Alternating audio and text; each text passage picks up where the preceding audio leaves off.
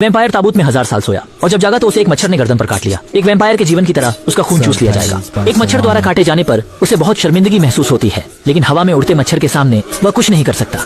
मच्छर ने पहली बार इस खास खून का स्वाद लिया और जल्द ही उसका शरीर बदलने लगा। पेट असामान्य रूप से फूल गया और साफ हो गया कि वैम्पायर का खून जहरीला है। पेट भरा होने के बाद वो आखिर में ऊंचाई की तरफ उड़ गया और पेशाब सिर्फ घूरते रह सकते थे। लंबी उड़ान के कारण मच्छर जल्दी भूख महसूस करने लगे और उसने देखा कि आदमी की गर्दन से खून की नसें दिख रही थीं। मच्छर तुरंत उड़ गया और खून पीने लगा। वो आदमी सोच रहा था कि ये सिर्फ एक साधारण मच्छर का काटना है। ये नहीं जानता था कि मच्छर में एक पिशाच का विष था।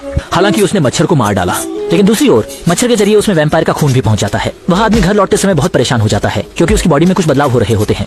पर जब वह जागा तो उसे पिछली रात की घटना याद नहीं थी, जब तक उसने आईने में देखा और पाया कि वह बदल चुका है।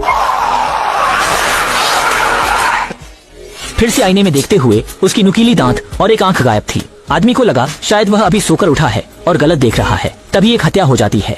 आदमी बिस्तर पर खून को देखकर बेहद भूखा महसूस कर रहा था। वह खून पीने के लिए बेताब था, लेकिन वहाँ और भी लोग थे। अंततः उसने स्वयं को नियंत्रित किया और जब वह लिफ्ट ले रहा था, एक खूबसूरत महिला अंदर आई। शुरू में आदमी ने उसकी तरफ से इसलिए देखा क्योंकि वह सुंदर थी, लेकिन जब महिला ने अपने बालों को बांध लिया और अपने कंधों को उजागर किया, आदमी ने खुद पर नियंत्रण खोना शुरू कर दिया। बस उसके नुकीले दांत और तांबे की गुड़िया फिर से दिखाई दी।